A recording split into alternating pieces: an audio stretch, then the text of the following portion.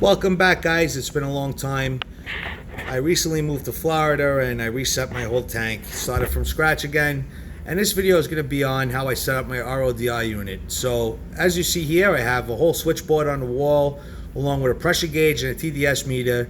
And I just want to explain to you guys how I did it and how it makes it a lot more convenient than have it mounted under your sink or wherever you have it and have to go to different rooms in order to turn this thing on and off. So let's start with the switches. There's 4 switches here: fresh, salt, flush, and main. So the main switch is what turns your water on. So when you turn your water on, this is where you can see what your pressure gauge is. You'll see the pressure is going to go up. In my particular case, the water pressure is 40, just under 40 in my house. So ideally you want 60, 65 psi. But my water's at 0 TDS, and I think 40 is fine. So the second one we have here is the flush. Let me turn this off. So the flush is basically, it's a valve where it allows me to take my water and it pumps it into a flush container, into an empty container rather, where I wait for my TDS to get down to 0, because you have to run this thing for a good 5 minutes before the TDS gets down to 0 once your filters are used a little bit. Okay, and then the third one is salt, okay, which is this bin right here. And obviously salt, this is making fresh water that I have to add salt to. So when I want to do water changes, I have this bin here. And then the fourth one is fresh, which is my auto top off, which is behind here. And that's what makes my auto top off water. Both my salt and my fresh water have check valves in there, float valves. I don't know if you can see. There goes one, and you see the other one on the fresh. So if the unit is left on, you forget about it, it won't flood your house. But you know, this took me a good week or two to do. It was a lot of planning and a lot of brainstorming, but I like it because it's right next to the tank. If I need to do anything, all my switches are right here. I don't have to go under the sink and you know, start fiddling with switches and everything like that. So that's why I did this. So the way I mounted them is I took blank switch plates, you know, like electrical switch plates, and I basically just epoxied on these switch valves. And once I epoxied them on, you see it's still black there. I have to paint them so it's nice and clean. Now they're nice and secure, so it's just switches on a wall.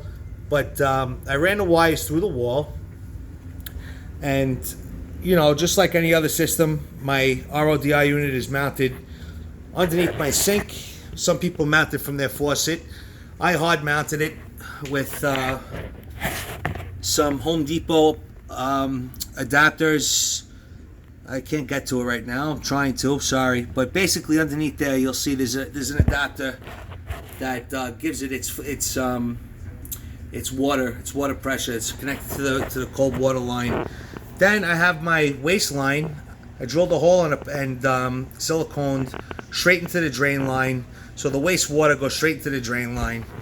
And that's pretty much it. So I just changed all the filters so you can see how nice and clean they are. But I wanted to give you an idea of how I mounted it. I also bypassed the original PSI meter, put it to the new one. And down here, this is where it comes through the wall.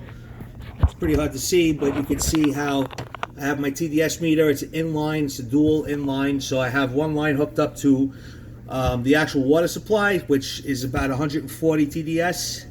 And then the flush valve, which will tell me when my water is at 0 TDS. So that's pretty much it.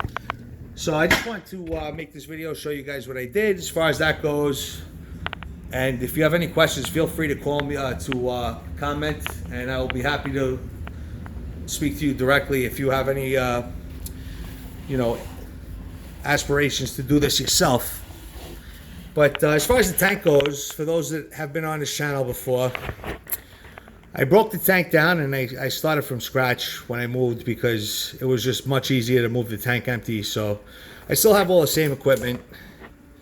The only thing I did, which is a pretty big deal, is I got rid of the apex altogether. As great as the apex is and the Neptune and everything like that, the one lesson I learned is that it gave me personally, it gave me a very bad habit. I started to chase numbers. I started dosing too much. Next thing you know, I started to get precipitation. I had all sorts of buildup in my sump. My sand was rock hard because the precipitation was actually coagulating my sand. So it wasn't even sand anymore. It became almost like a rock. So big mistake on my part. And the reason being is that, you start chasing numbers, especially in a nano tank. The only thing you really ever have to do with these tanks is just change the water, do regular water changes, and that's sufficient enough. So that was a big mistake I made. Maybe in the future, once I really stock this tank and it starts to flourish, I'll have to dose again. But even if so, I'll dose it by hand. I'm not going to do it with the Apex. I'll never do that again. So sold all that equipment. But you live and you learn. Everybody makes mistakes. That was a big mistake I made.